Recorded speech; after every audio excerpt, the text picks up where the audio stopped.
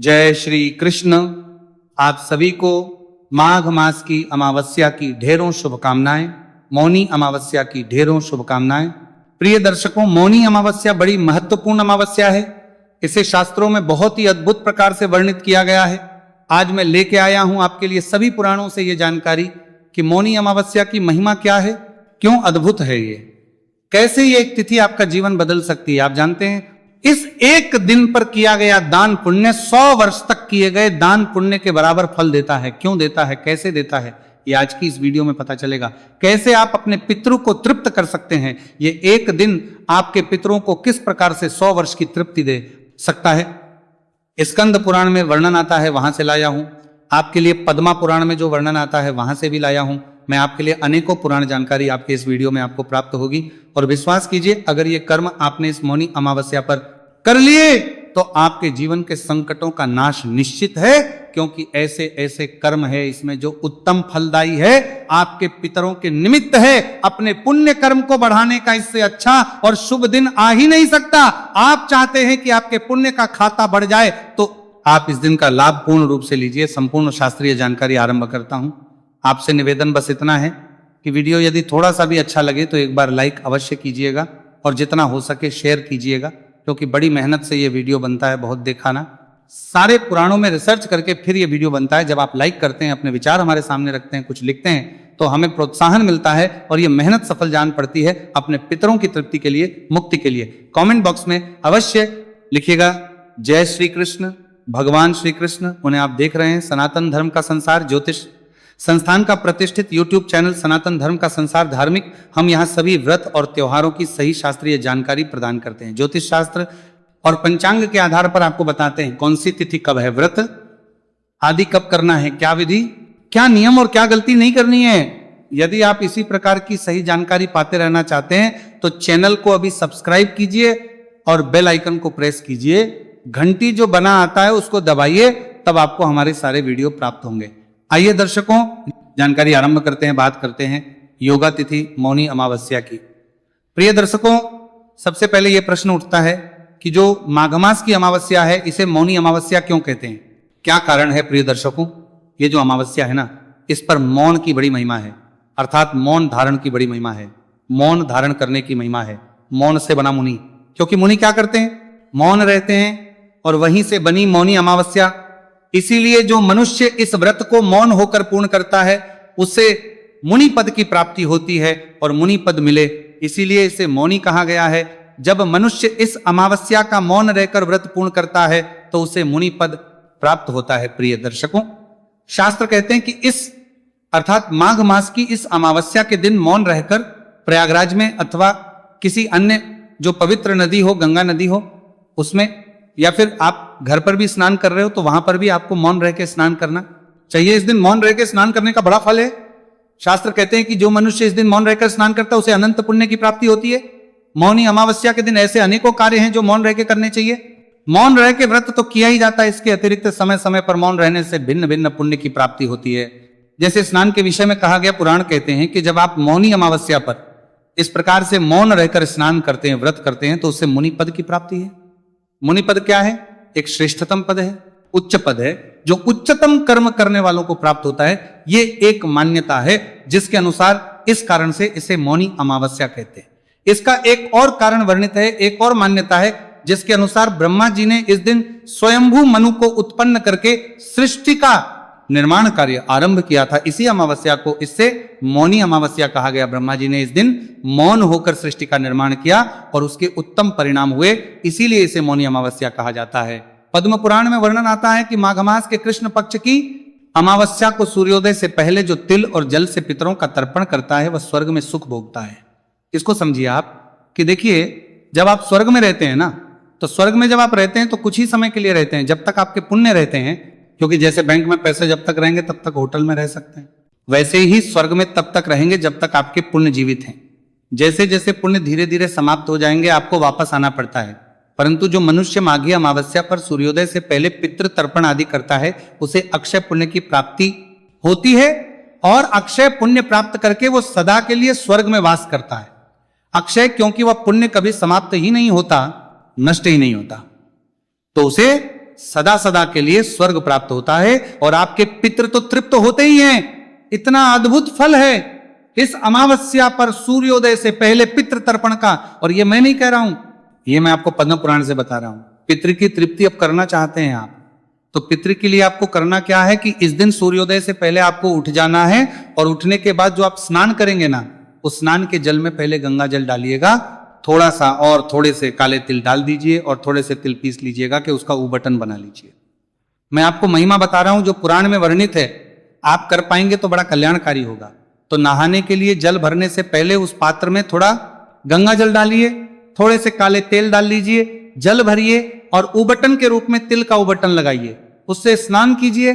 स्नान करने के बाद स्वच्छ वस्त्र धारण कीजिए और जो उपयुक्त स्थान है जहां बैठ के आप पितृ तर्पण कर सकें, गीता जी का पाठ कर सकें, वहां पर बैठना है। पहले एक लोटा लीजिएगा तांबे का या पीतल का, उसमें पहले थोड़ा सा गंगा जल भरिए, फिर शुद्ध जल भरिए, थोड़े से काले तिल उसमें डालिए। अगर सफेद फूल है तो सफेद फूल डाल लीजिए, तुलसी का पत्ता डालिए। ध्यान दीजिएगा तुलसी का पत्ता आज नहीं तोड़ना है, पहले का टूटा हुआ अगर है तो उसका प्रयोग कीजिए। और ये वीडियो मैं बहुत पहले बना के दे रहा हूं आपको, तो कृपया आप पहले ही तोड़ के रख लीजिएगा। अमावस्या तुलसी का पत्ता नहीं तोड़ा जाता है, तो पहले तोड़ के रख लीजिएगा और पत्ता डालिएगा। लोटे में कुशा अगर मिल जाए तो कुशा डालिएगा और उसके बाद आसन लगा के दक्षिण दिशा की ओर मुख करके बैठ जाइएगा। लोटे को सामने रखिएगा, गीता के 7वें अध्याय का पाठ कीजिएगा या सुनिएगा, मैंने आपके लिए अपलोड किया हुआ है, आप सर्च कर सकते हैं। YouTube पे आपको बहुत सारे अध्याय मिल जाएंगे, उनमें से कोई भी सुन लीजिएगा, क्योंकि सारे मेरे ही द्वारा सुनाए गए हैं बहुत से वीडियो। क्योंकि मैं प्रत्येक अमावस्या पर और प्रत्येक एकादशी पर आपके लिए गीता का 7वां अध्याय अपलोड करता हूं, उस दिन भी अपलोड करूंगा, मौनी अमावस्या पर भी उसका लाभ लीजिएगा। गीता का अध्याय सुनिएगा, सुनने के बाद उस लूटे को अपने दोनों हाथों में उठा लीजिए। भगवान नारायण से संकल्प कीजिए कि हे प्रभु, मैंने ये जो गीता का 7वां अध्याय श्रवण किया है, इसका संपूर्ण पुण्य फल मैं अपने पितरों को अर्पित करता हूं, इससे मेरे पितृ तृप्त और मोक्ष को प्राप्त करें। इस प्रकार संकल्प करके उस जल से तर्पण कीजिएगा। तर्पण करने के लिए एक बड़ा पात्र ले लीजिए जिसमें आप ये जल छोड़ेंगे। तर्पण के लिए बड़ा पात्र लीजिए, किसी भी स्टील का या फिर तांबे का या पीतल का, और इस लोटे को उलटे हाथ में पकड़ लीजिए। सीधा हाथ जो है उसमें अंगूठा और उसके बीच का जो क्षेत्र है ना, अंगूठे और उसके साथ की उंगली के बीच का, उस चित्र को पितृतीर्थ कहते हैं। वहीं से जल जो है पितृ को अर्पित किया जाता है। तो दक्षिण की ओर मुख करके आप बैठे हैं और ये जो धार गिराएंगे आप दूसरे पात्र में, जो जल छोड़ेंगे ना सीधे हाथ में अंगूठे और उंगली के बीच के यहां से, तो वो धारा जो है वो दक्षिण दिशा की ओर ही जानी चाहिए। इस प्रकार से ये आपको तर्पण करना है। मंत्र क्या बोलेंगे? आपको मंत्र बोलना है ओम पितृभ्यः स्वधा नमः, ओम पितृभ्यः स्वधा नमः। ये मंत्र बोलते हुए तर्पण कीजिए। तर्पण करके ये जल बाद में पीपल पे अर्पित कीजिएगा जब सूर्योदय हो जाएगा। उसके बाद सूर्योदय से और सायंकाल होने से पहले पहले आप इस जल को पीपल परेगा में अर्पित कर दीजिएगा। उत्तम समय जो रहेगा वो कुतुब काल का रहेगा, वो रहेगा 11:30 से 12:15 के बीच में। ये कर्म जब आप करेंगे तो इससे आपके पितरों को अनंत पुण्य की प्राप्ति होगी। और आज मौनी अमावस्या है, आज के दिन इस कर्म को करने से फल कई 1000 गुना बढ़ जाता है। तो ये कर्म आपने अवश्य करना है। अगर आपने ये पितृ कर्म कर लिया तो जैसा कि पद्म पुराण में वर्णन आया है, आप तो निश्चित ही स्वर्ग में अनंत फल भोगेंगे ही। आपके पितृ भी तृप्त हो जाएंगे, प्रसन्न होंगे, और पितृ प्रसन्न होंगे तो आपके जीवन के संकट कट जाएंगे।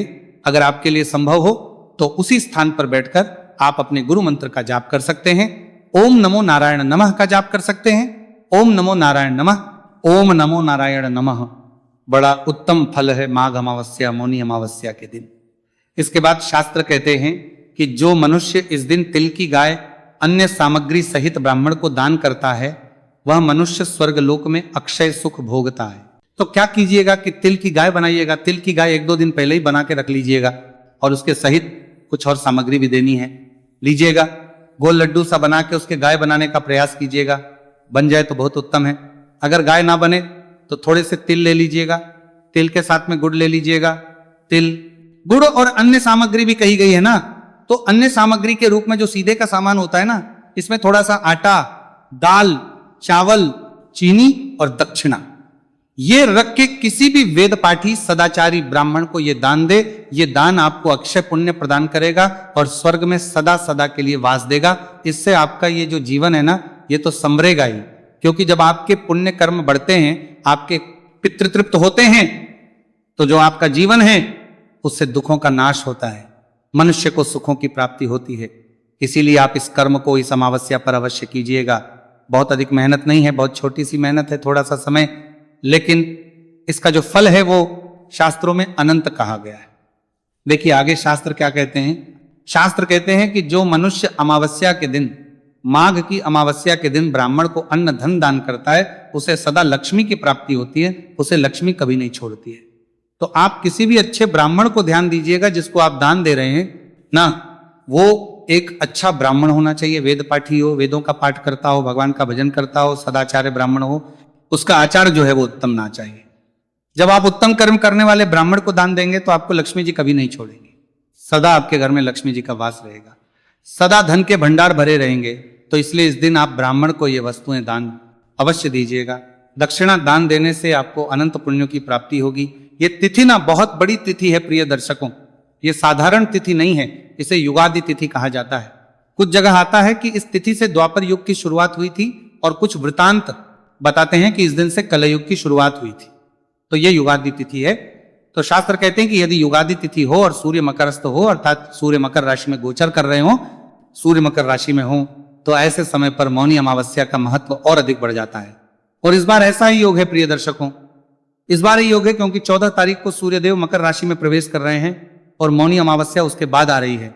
इसीलिए मकर में गोचर करेंगे सूर्यदेव और मौनी अमावस्या का योग है। शास्त्र कहते हैं कि यदि किसी मनुष्य के कुल में, किसी भाई बंधु के कुल में, किसी मित्र के कुल में, किसी गुरु के कुल में किसी को अच्छी गति प्राप्त नहीं हुई है तो यह तिथि बहुत उत्तम है उसकी गति करने के लिए।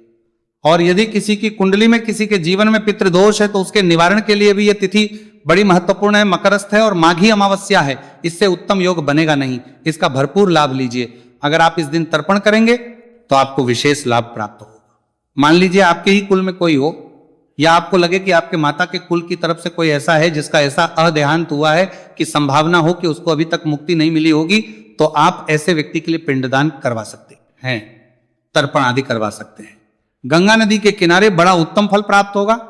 स्कंद पुराण शंकर बता रहे हैं कि जो पितरों के उद्देश्य से भक्ति पूर्वक गुड़, घी और तिल के साथ मधुयुक्त खीर गंगा में डालते हैं, उसके पितृ 100 वर्षों तक तृप्त बने रहते हैं, अर्थात संतुष्ट रहते हैं, और वो संतुष्ट होकर अपनी संतानों को नाना प्रकारों की मनोवांछित वस्तुएं प्रदान करते हैं। तो इतना सा कर्म है, कीजिए इसे।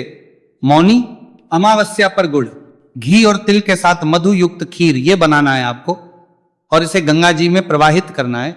इससे आप जो मांगोगे पितृ वही प्रदान करते हैं। बड़ा बड़ा पितृदोष मिट जाता है। और यह मैं नहीं कह रहा हूं, शिव जी के द्वारा स्कंद पुराण में वर्णित है। प्रिय दर्शकों, आगे वर्णन आता है।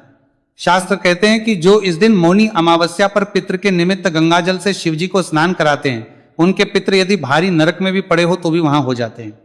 तो प्रिय दर्शकों, भारत में गंगाजल भी सब जगह है और शिवलिंग भी उपलब्ध है, तो आप ये अवश्य ही कीजिएगा। जहां आपको शिवलिंग दिखे आप इस कर्म को करें। अगर घर में भी शिवलिंग है तो आप घर पर भी कर सकते हैं। इससे आपके नरकों में पड़े हुए पितृ भी होंगे ना, तो वो भी तृप्त हो जाएंगे। यहां मैं एक बात बताता ना चलूं आपको कि जिनके कोई भी पितृपूर्व यदि आत्महत्या से मरे हैं ना, तो वो ये प्रातः काल वाला तर्पण ना कीजिएगा। उनके लिए आप गंगा जी जाना चाहिए और वहां पर किसी भी विद्वान ब्राह्मण से नारायण बलि करानी चाहिए, उसी से उनको मुक्ति प्राप्त होती है। आप मौनी अमावस्या के दिन जब नारायण बलि कराएंगे तो आप उन पंडित जी को बताइएगा कि किस कारण से, किस प्रकार से मृत्यु हुई है, उस अनुसार वो कर्म कराएंगे और फिर उनकी जो मुक्ति है वो निर्धारित होती है। जिन्होंने आत्महत्या किया हुआ है उनके लिए आप कुछ नहीं कर सकते हैं, वो नारायण बलि कर सकती है। प्रिय दर्शकों, आरंभ में मैंने बताया था कि ये जो माघी अमावस्या है, ये तिथि स्कंद पुराण में वर्णन आता है कि माघ के पंचदर्शी कृष्णा द्वापर आदि, अर्थात ये द्वापर की आदि तिथि है, जबकि कुछ विद्वान इसे कलयुग की भी प्रारंभ तिथि मानते हैं। प्रिय दर्शकों, युगादि तिथियां जो होती है ना, उनको अत्यंत शुभ माना गया है। इस दिन किया गया पूजा पाठ, जप, तप, यज्ञ, हवन आदि जो कुछ आप करेंगे वो आपको कई गुना अधिक होकर प्राप्त होता है। शास्त्र कहते हैं कि प्रत्येक युगों में 100 वर्ष तक दान करने से जो पुण्य प्राप्त होता है वो युगादि काल में एक दिन में आपको प्राप्त हो जाता है। अर्थात मौनी अमावस्या पर एक दिन जो आप दान करेंगे ना, वो एक दिन का दान करना आपको 100 वर्षों तक दान करने के बराबर फल प्रदान करेगा। 100 वर्ष जब आप दान करेंगे, उससे जितना पुण्य है वो केवल एक अकेली मौनी अमावस्या पर दान करने से प्राप्त हो जाएगा। ये मैं नहीं कह रहा, ये शास्त्र कह गया। है, ये स्कंद पुराण में वर्णन है। तो आपको क्या करना है? खूब दान करना है, जितना हो सके दान कीजिए। आप अन्न दान कीजिए, वस्त्र दान कीजिए, दक्षिणा दान कीजिए, उपादान अर्थात जूते का दान कीजिए। ये शीत ऋतु है। इस शीत ऋतु में आप अगर साधु सन्यासियों के लिए केवल लकड़ी जलाकर अग्नि प्रज्वलित कर देते हैं जिससे कि उनका शीत दूर हो सके, उनको सर्दी से मुक्ति मिल सके, तो वह भी अत्यंत पुण्य प्रदान करता है। आप रजाई, कंबल आदि जो वस्त्र हैं वो प्रदान करें।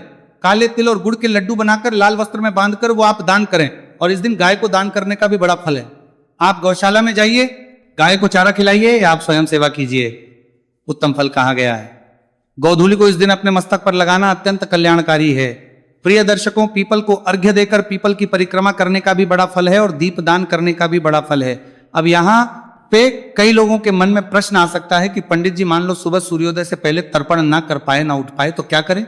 जो लोग सूर्योदय के बाद उठ रहे हैं तो आप बाद में भी तर्पण कर सकते हैं। ऐसा नहीं कि बाद में नहीं कर सकते, उसका भी पुण्य फल है। लेकिन सर्वोत्तम फल जो है वो सूर्योदय से पहले का कहा गया है। इस अमावस्या पर व्रत उपवास का महत्व है, बड़ा फल है। अगर आप कर सके तो इस दिन उपवास करें। इस दिन यदि आप भूखे प्राणियों को भोजन कराते हैं, जैसे आप मछलियों को दाना डालें, चींटियों को दाना डालें, पक्षियों को दाना डालें, ये अत्यंत फल देने वाला है। ये कर्मणा इतने कल्याणकारी हैं कि इससे आपको अक्षय पुण्य की प्राप्ति होगी। ये तिथि महत्वपूर्ण है और शास्त्रीय जानकारी मैं आपको दे रहा हूं। अब मैं बताता हूं आपको कि महाभारत के अनुशासन पर्व में क्या कहा गया है। वर्ण आता कि इस अमावस्या के दिन प्रयागराज में 3,10,00,000 अन्य तीर्थों का समागम होता है।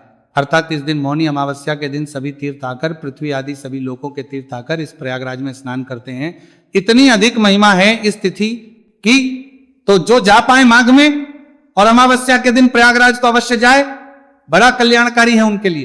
तो ये उत्तम मैंने आपको भिन्न भिन्न पुराणों से प्रस्तुत की है। अब मैं कुछ सावधानी आपको बता दूं।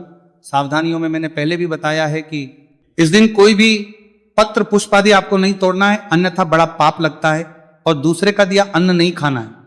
ये दोनों कर्म इस दिन आपको नहीं करने हैं। दूसरे का अन्न नहीं खाना और पत्र पुष्प आदि नहीं तोड़ना, अन्यथा बड़ा पाप लगता है। हाँ, जो आपके भाई हैं, सगे भाई हैं, माता पिता हैं, आपके ससुराल है, मामा है या गुरु का घर है, इन घरों में खा सकते हैं। इसके अतिरिक्त यदि कहीं खाएंगे तो आपके पुण्य की हानि होगी। अब प्रश्न उठता है कि यह मौनी अमावस्या है कब? प्रिय दर्शकों, मौनी अमावस्या मनाई जाएगी 18 जनवरी को, दिन रविवार का रहेगा। तो इसीलिए नियमों का ध्यान दीजिएगा। रविवार के दिन पीपल पर जल आदि नहीं चढ़ाया जाता है, तो उन नियमों का पालन कीजिएगा। भगवान सबका कल्याण करे। हरे कृष्णा।